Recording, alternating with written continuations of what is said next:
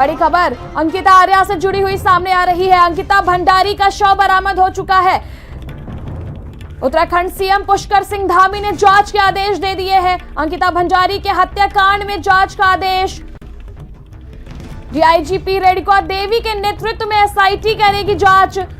बड़ी खबर अंकिता आर्या से जुड़ी सामने आ रही है। 18 सितंबर से इस पर एसआईटी का गठन हो चुका है। धामी सरकार ने जांच के आदेश दिए हैं।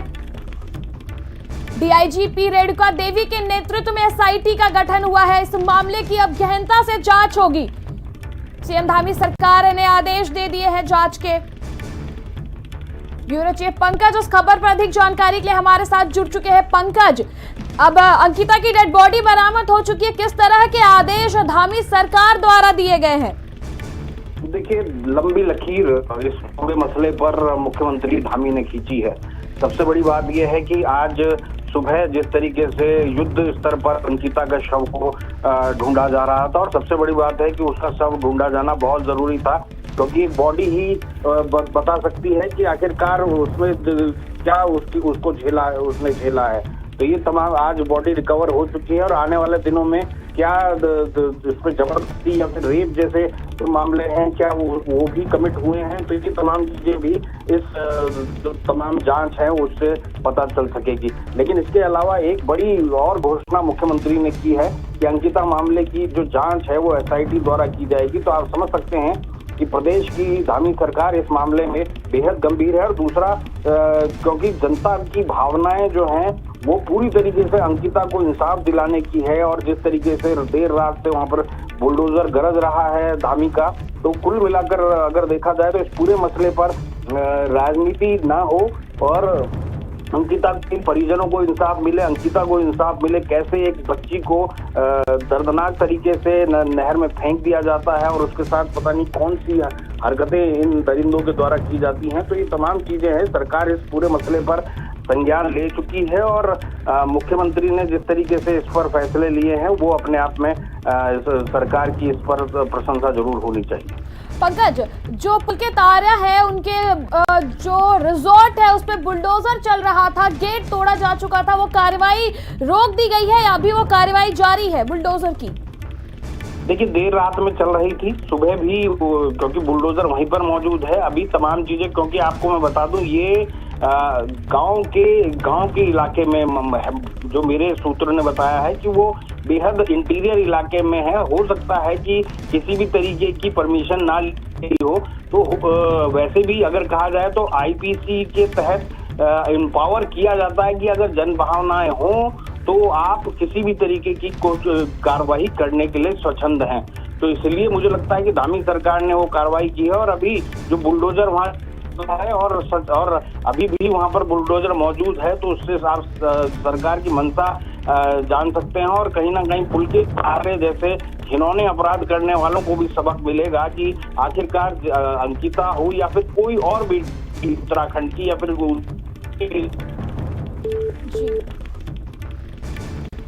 जी पंकज, जिस तरह से इस मामले ने ब्यूरो चीफ से हमारा संपर्क टूट गया है। आपको बता दें कि 18 सितंबर को अंकिता भंडारी गायब हुई थी, उसका शव बरामद हो चुका है। पुलिस ने बताया है कि शव बरामद होने के बाद अंकिता भंडारी के पिता और उनके भाई को बुलाया गया था, और इस मामले पर कई ट्वीट भी सामने आए हैं।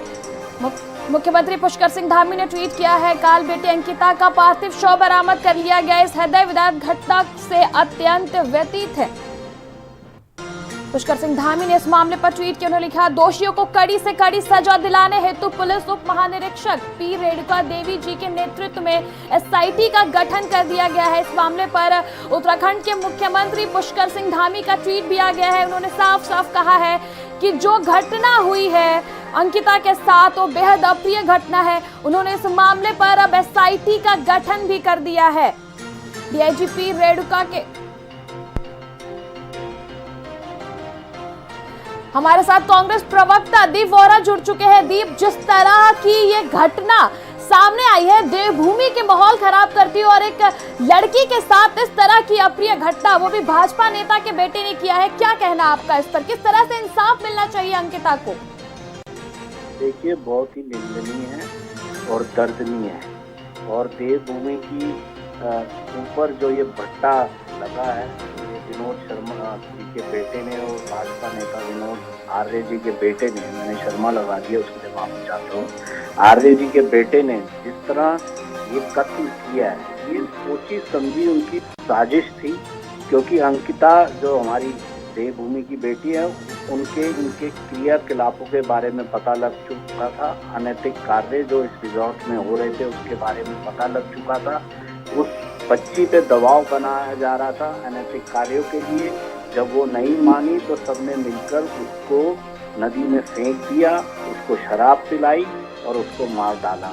उसके बाद 4 दिन बाद जिस तरह पटवारी ने और रजत पुलिस ने इनकी रिपोर्ट नहीं लिखी, साक्ष्य छुपाते रहे और ऐसा ना हो कि इसको आत्महत्या का आगे बता दिया जाए कि अंकिता ने आत्महत्या की है। पटवारी जरूर निलंबित हुआ है, लेकिन पटवारी के साथ पूरी जो इनकी मंडली है वो पूरी निलंबित होनी चाहिए। विनोद आर्य को भाजपा से निकालना चाहिए। अभी तक वो खास अभी कुछ ही घंटों पहले माननीय मुख्यमंत्री जी के बने हुए थे। उनके फेसबुक अकाउंट पे चले जाइए, ट्विटर अकाउंट पे चले जाइए, पुरानी न्यूज़ पेपर की कटिंग कर लीजिए। 4 बार के इनके दर्जा राज्य मंत्री हैं। तो जब सरकार में बैठे हुए लोग ही ये अनैतिक कार्य करेंगे तो जनता क्या करेगी? सिर्फ एक रिजॉर्ट में बुलडोजर चलाने से अंकिता वापस नहीं आ जाएगी। दोबारा ऐसा ना हो, ऐसा क्रियाकलाप ऐसे जो नौजवान जो आरएसएस पाल रही है, एबीवीपी पाल रही है, उनके ऊपर क्या मुख्यमंत्री जी अंकुश लगाएंगे? भ्रष्टाचार पहले ही फैला हुआ है। दीप जी, इस मामले पर पूरा उत्तराखंड कठोर से कठोर कार्रवाई करने की मांग कर रहा है। भारी आक्रोश देखने को मिल रहा है। आप लोगों की तरफ से क्या कुछ मांग है और किस तरह की कार्रवाई की मांग करते हैं आप लोग? क्या कुछ कर रहे हैं इसमें? देखिए, कल अगर हमारे कांग्रेस के कार्यकर्ता रिजॉर्ट को ना घेरते तो ये जो बुलडोजर लाया गया है, ये बुलडोजर भी ना आता। आज सारे जिला मुख्यालयों पे हमारा प्रदर्शन है। पूरे नगर में हम पुतला दहन करेंगे, जिला मुख्यालयों पे आज प्रदर्शन करेंगे कि जब तक अंकिता को पूर्ण इंसाफ नहीं मिल जाता कांग्रेस सड़कों पे उतरेगी, चुप नहीं बैठेगी। दीप जी, जिस तरह से अब ये मामला सामने आया है, अब आप प्रदर्शन कर रहे हैं, आपको क्या लगता है क्या प्रदर्शन से मामला और आगे नहीं बढ़ेगा और प्रदर्शन से क्या अब अंकिता को इस मामले में इंसाफ मिल पाएगा? देखिए, अभी तो पोस्टमार्टम होगा। पोस्टमार्टम की जब तक रिपोर्ट जो है ये बड़ा ही देखिए, जब तक पोस्टमार्टम की रिपोर्ट नहीं आ जाती तब तक भाजपा की सरकार है और ये भाजपा के 4 बार के राज्य मंत्री हैं विनोद आर्य जी। ये कुछ भी कर सकते हैं, पैसों की कमी नहीं है, फैक्ट्रियां इनकी लगी हुई हैं, दुनिया भर के इनके रिजॉर्ट हैं, ये कुछ भी कर सकते हैं। लेकिन कांग्रेस की पैनी नजर जनता के साथ रहेगी। अगर कुछ भी 19-20 सरकार ने लीपापोती करने की कोशिश करी तो हम इसका पुरजोर तरीके से विरोध करेंगे। दीप जी, आपने खुद कहा कि इनके कई रिजॉर्ट हैं और काफी इनके बिजनेसेस हैं और आपने इन पर इल्जाम है कि काफी पैसे हैं, तो आपको क्या इस बात का डर है कि ये कुछ दबाव बना सकते हैं जांच में, कि दबाव बनाकर सच बाहर ना आ पाए? और अगर ऐसा करेंगे तो कांग्रेस किस तरह से इस पर नजर रख रहा है, किस तरह से जो अपना प्रेजेंस है इस मामले पर दिखा रहा है कांग्रेस? देखिए, हम सिर्फ पोस्टमार्टम आज बच्ची का अगर पोस्टमार्टम अगर आज हो जाता है तो पोस्टमार्टम की जो मेन रिपोर्ट्स हैं उस पर सारी कार्रवाई आगे होगी। ये बचने नहीं चाहिए, क्योंकि ये कबूल कर चुके हैं कि हमने ही अंकिता को नदी में फेंका था, उसे धकेला था। ये 3 थे 4 थे, जो भी थे 2 थे, इन्होंने उसको धकेला, उसको मार डालने की कोशिश के तहत उसे मार डाला है। ये नहीं कि अनहोनी हो गई या धक्का दे दिया उसे मारने के लिए, क्योंकि अनैतिक कार्य वो जान चुकी थी। अब वो जान चुकी थी कि मैं बाहर आके समझ सारी जनता के, मीडिया के ये सब बोलूंगी कि इस रिजॉर्ट में अनैतिक कार्य होते हैं और बड़े बड़े नेताओं के जो सफेद पोश नेता थे उनका राज खुलने वाला था। इस डर से उस बच्ची को मार डाला गया। जी दीप जी, जो अंकिता के परिवारजन है, उनके परिवार वालों से क्या आप लोगों ने बात करने की कोशिश करी? निश्चित तौर पे हमारे जो वो आके स्थानीय चुनाव लड़े हुए हैं, जो हमारे विधायकी के और जिला पंचायत सदस्य लोग हैं, वो उनसे मिल रहे हैं। और मैं कुछ मीडिया वालों का धन्यवाद करना चाहता हूं जो पोर्टल न्यूज़ के थे। वो जिस तरीके से उन्होंने इस मुद्दे को और अंकिता के पिताजी के साथ मिलकर उठाया तो सरकार तब घिरी, रजत पुलिस तब घिरी, तब दूसरी पुलिस चेती, तब जाके ये मामला खुला, नहीं तो ये गुमशुदगी की रिपोर्ट ही अंकिता की रह जाती। जी बहुत बहुत धन्यवाद दीप जी आपका।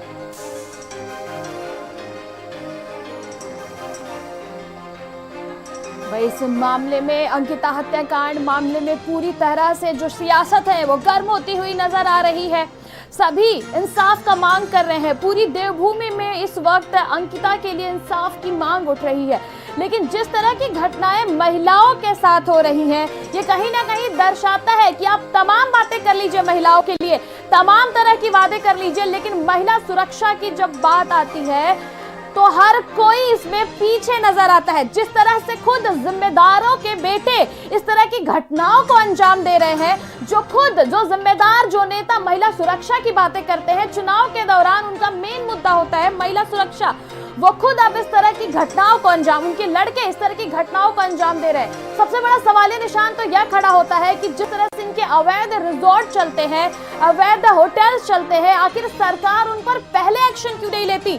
कोई अप्रिय घटना हो जाने का क्या इंतजार किया जाता है प्रशासन के द्वारा? यह ब्यौरा पहले क्यों नहीं होता है सरकारों के पास कि जो बड़े नेता है उनके पास कितने अवैध जो रिजॉर्ट है, जो होटल्स है वो चल रहे हैं? जब उनके बेटे इस तरह की घटना को अंजाम दे देते हैं, देश की बेटी के साथ गलत कार्य करते हैं, उनका मर्डर कर देते हैं, उसके बाद सरकार एक्टिव होती है, तमाम तरह की जांचें बैठाई जाती हैं, तमाम तरह की बातें करती है, और तभी तमाम तरह की जो राजनीतिक पार्टियां हैं वो एक्टिव होती हैं। लेकिन उस बच्ची का क्या जिसके साथ ये अप्रिय घटना हुई है? बड़ी खबर, अंकिता भंडारी हत्याकांड के जांच में आदेश दे दिया गया है। सीएम पुष्कर सिंह धामी ने डीआईजीपी रेणुका देवी के नेतृत्व में एसआईटी का गठन कर दिया गया है। पुष्कर सिंह धामी ने सख्त निर्देश दिए हैं आदेश के कि सख्ती से इस पर जांच की जाए। आपको बता दें कि 18 सितंबर से अंकिता लापता हुई थी, जिसके बाद से आरोपी ने खुद ये केस दर्ज करवाया था लापता का। उसके बाद अभिभावकों ने जब केस दर्ज कराया, उसके बाद पुलिस हरकत में आई। पुलिस के हरकत में आने के बाद आज अंकिता का जो शव है वो बरामद हो गया है, जिस पर पुष्कर सिंह धामी ने सख्त आदेश दिए हैं जांच के। नहर में अंकिता का शव बरामद हुआ है। अंकिता हत्याकांड में पुष्कर सिंह धामी ने अब एसआईटी की गठन कर दी है। पूरे उत्तराखंड की मांग है कि अंकिता को इंसाफ मिले। रिजॉर्ट मालिक समेत 3 लोग गिरफ्तार हो चुके हैं इस मामले में। उनकी पेशी भी हो चुकी है कोर्ट में। उन्होंने कबूल किया है कि उन्होंने अंकिता का मर्डर किया है। इस तरह की जो घटनाएं महिलाओं के लिए लगातार सामने आ रही है, कहीं ना कहीं एक बड़ी लापरवाही को दर्शाता है कि जिस तरह से महिला सुरक्षा की बातें होती हैं, लेकिन क्या महिला सच में सुरक्षित है? इसकी जिम्मेदारी कौन लेगा? कौन जिम्मेदार है महिलाओं के साथ हो रही इस तरह की घटनाओं के? आखिर क्यों पहले इस चीज के जांच नहीं किए जाते हैं कि किस नेता के पास कितने अवैध प्रॉपर्टीज है, कितने अवैध रिजॉर्ट, कितने अवैध होटल संचालित हो रहे हैं देवभूमि में? जब कोई अप्रिय घटना हो जाती है, क्या अप्रिय घटना होने के इंतजार में रहते हैं कि पहले घटना हो जाएगी उसके बाद जांच शुरू होगा? इस मामले में अंकिता का जो शव है वो बरामद हो चुका है। शव को पोस्टमार्टम